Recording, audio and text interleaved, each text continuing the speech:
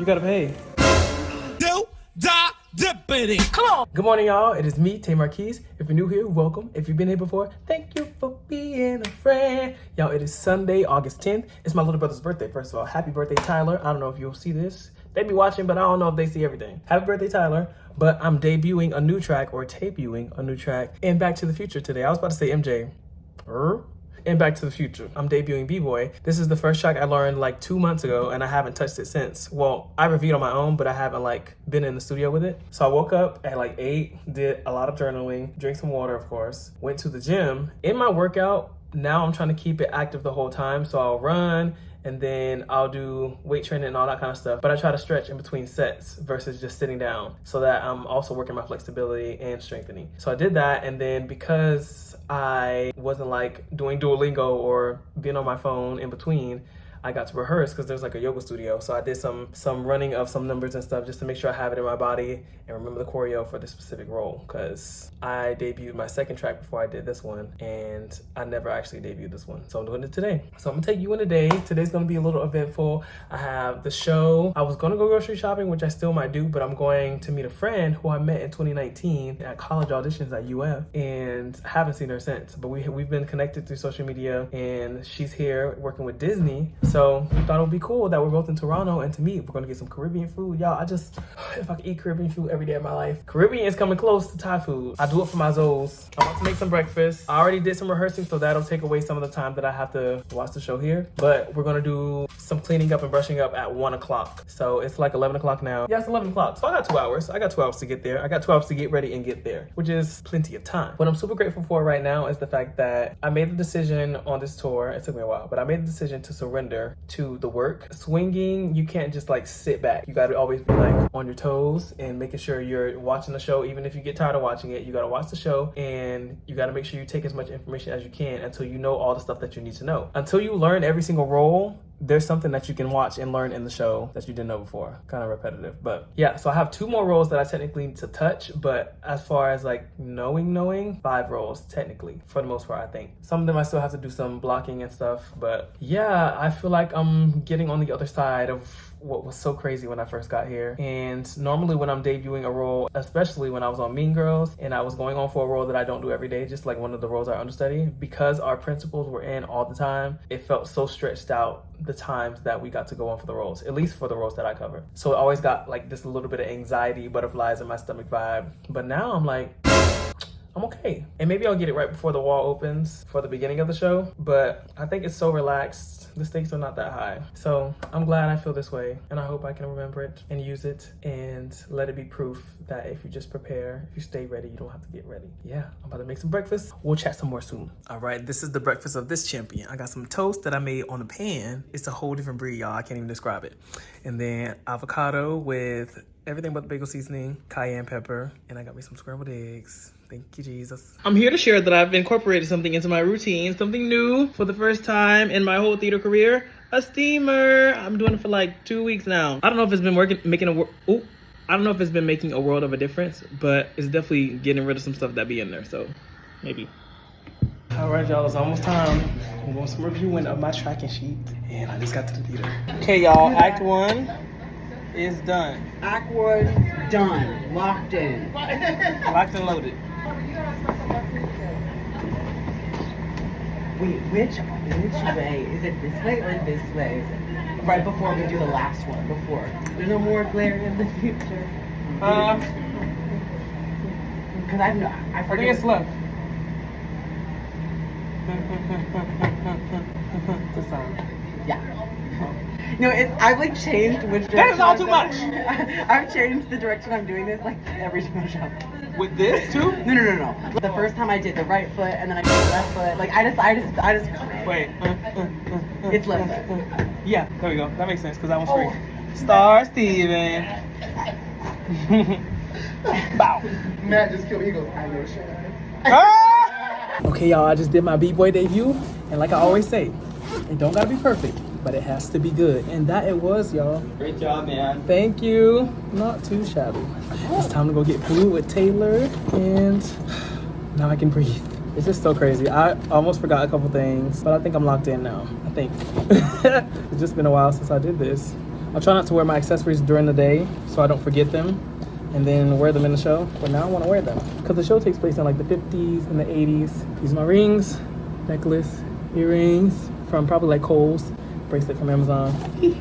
All right, y'all, let's go get some food. I just found out that the Caribbean place is closed. They turned it into a Korean place, which I still might be down for. But dang, I wanted some plantain. Let's go eat. Thank you, Jesus. It's the vlog. It's Taylor, y'all. And this is our food. We get a Thai food.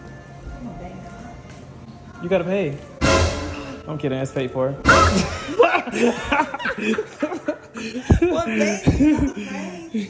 Y'all, they gonna copyright me, but I'm at H Mart. I love H Mart, especially in New York. But we not in New York right now, so we making. I'm just looking around. I'm just thinking about it. I'm not gonna do it. I'm just thinking about it. Look at all the fun choices they have. It's so colorful, and that's how they get you. They have all the different flavors of Lay's, y'all. Oh my gosh, which one do I try? I'm not gonna get no chips. Okay, y'all, I'm finally back home, and I just feel like I just had a moment of so much catharsis. I don't even know how to explain it. Me and Taylor, for context, we met in 2019 in college auditions. Never saw each other again until today, 6 years later. It's just so crazy. That's how we started. We were aiming to go to a Caribbean place for dinner after my show. We ended at like 4:30ish, and then when we got there, to the address at least, the Caribbean place was there no longer. It was a Korean place. Then I was like, okay, we can try something else. We tried the burger place, and I'm not big on burgers, so I had to be honest with myself without shutting the idea down too crazily. I looked at the menu to see if they had some Impossible veggie burgers, but I know what I've been doing for myself routine-wise and food-wise, so I was like, I'm just gonna look. So I looked at Google Maps, found a Thai place. We went to the Thai place. Really beautiful place, big space, much bigger than it looks from the pictures and from just on the outside. Had a good meal, the wings, the calamari. I had some curry fish with some jasmine rice, and Taylor had, what did Taylor have? Taylor had some type of, I think pad thai or pad see ew, one of them. We got to talk about so much. It feels like I was talking to somebody that I had talked to in depth many times before. This is our first time having a full-blown conversation. And it's just crazy because some people you just click with, and I felt like that in this moment. We talked about so much as far as school, college, life, family members, being on tour, being on the ship because she's working with Disney right now. Just being away from family and navigating life post-high school when everything is like set in stone, you know, you're with your friends all the time. Everything is like together. You don't have to make the conscious effort to make things work or to be friends with people or just all this kind of stuff. So we talked about so much. I did so much life reflecting. I had so many epiphanies. I had so many moments of clarity about things that I experienced when I was younger. And it just felt like it was just crazy. I can't even explain it. We talked about memoirs and how celebrities had lives and life experiences that people don't know about that shaped who they are today. We talked about our own life experiences that shaped who we are today. I talked about my manifestations. I talked about journaling. I talked about spirituality, God. We talked about everything. And I don't think I've talked about a lot of things with a lot of people because I love in-depth conversations. Mind you, we're just in the middle of this Thai restaurant, y'all. We got there around probably 4 or 5-ish. It's 10 o'clock now. 10 o'clock. So I think it was really, really cool for someone that I don't necessarily or didn't know that well before I met them, but we still had that home connection because we're both from Florida and we're both in Toronto for work. And it felt like a moment that just clicked so cool. We talked about Doechii, we talked about celebrities and how their lives were before. And specifically when I talk about Doechii, because she's from Tampa, Taylor's from Tampa, I'm from Sarasota, which is close to Tampa. Doechii on her YouTube had like so many, not phases, but she is also multi-hyphenate and creative in so many different ways of rapping, singing, designing. She just has so many passions, and I feel so seen by her because I have a lot of passions, but culture and society forces you to feel like you have to niche. And I don't ever want to niche, even if I don't see the numbers that I want to see because I'm doing what I want to do. Sometimes you just have to have that integrity and stick to your gut and stick to your intuition, because my intuition has guided me so far. And it's why my life is as peaceful and why I feel as much joy as I do today, because I made choices that are reflective of what I actually want for myself and not just stuff to fit in or stuff to please other people. Even though at some point in our lives, we all do things to fit in and to please other people. But we just talked about so much, and I got to reflect on so much, down to like what I remember earliest in my life. I was like, I don't have a memory before 4 years old. I remember having a blue tent, a drum set, a blue camo sleeping bag that I took everywhere. Stuff like that made me grateful for where I was, grateful for the childhood that I did have, grateful for the things that I didn't get when I thought I wanted them. Not even just as a child, but like as far as career goes, shows that I didn't get, auditions that I didn't get callbacks for. All this stuff is shaping who I am and shaped me into this genuine, authentic human being that I'm proud to be. I never said that before. Ooh. And I just had so many moments where I was like, oh my God, this is so crazy. This is so crazy. This is crazy. But crazy is not even a good word to describe it. This is just like unbelievable, surreal, just like really, really cool that I get to look back and be like, oh my God, I was dreaming about doing this at some point. I wrote this down. I wrote these goals down. I had this career goal down.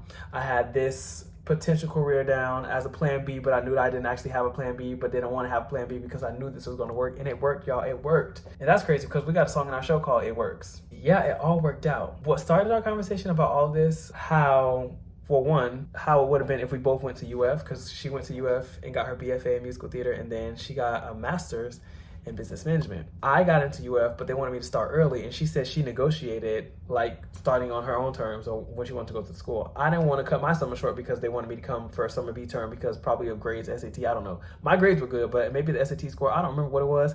Anyway, I said no because New York called and I knew I wanted to be in New York. So I took that risk, took the financial risk, and it paid off. And I paid my student loans off, but just being in the thick of it, we talked about being like in my first 2 New York apartments, how hard that was, living with people that you don't know, people who are not clean, people who this, people who that, situations that seem unbearable at the time, but they all contribute to the greater good, and they all contribute to what is to be and what you are to become as a divine human being. So I just felt really like, oh my God. All I can say was, Lord, Lord, Lord, Lord. It's just really crazy. Talked about my family. I got to express some things that I've been feeling internally. Not bad things, just like about how family dynamics shift socially and how at some points in your life, you might be closer to said family member. And then because life just happens, not even any bad things or nothing, just life just happens. It has a way of shifting people and shifting relationships. You might have an in-depth conversation and relate to someone more than you ever thought you did. So we had a few moments about that. It's just like, I don't know.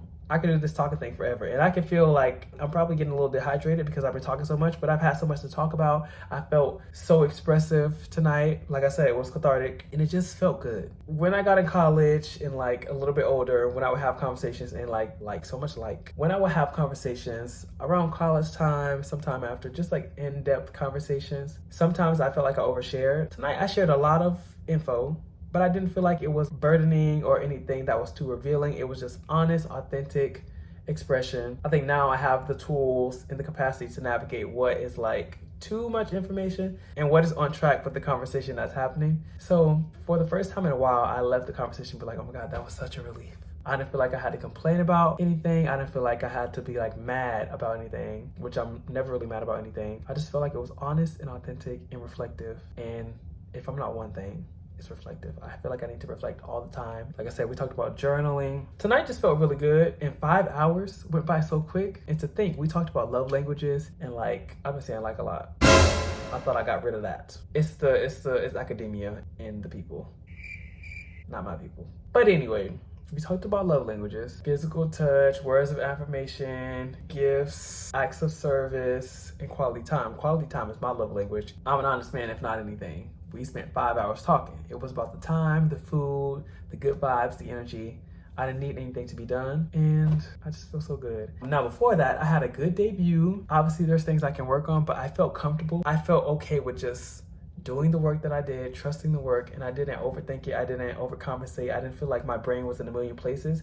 It still kind of was. I felt comfortable with the show because everybody pretty much is in the same scene. We all touch the same aspects of the show. So I think that's what's cool about swinging. When it does work, it works out well. Even if you kind of forget what number you're on for something, which I don't even remember if I forgot something, but if I forgot it, then it was just forgotten and I don't know that I forgot it. So I'm just saying, all of that's just to say, like, I know that what I do for my job, at least for theater specifically, the purpose is much greater than me getting something right or me having the perfect debut or anything like that. It's much greater. I'm here to inspire. I'm here to give people an escape. I'm here to tell the story. I just know that we talked about this, even if theater is not the thing that leads me to my purpose, I think it'll definitely be a hand in me getting to my purpose. But even if it's not that thing that allows me to change the world or impact the world, and it has allowed me to impact some people's worlds, but if it's not that thing that I'm known for, I don't want to say the thing that I'm famous for, but the thing that brings the fame, the big thing, I know something is going to be that. And on that note, believe in yourself, trust your journey,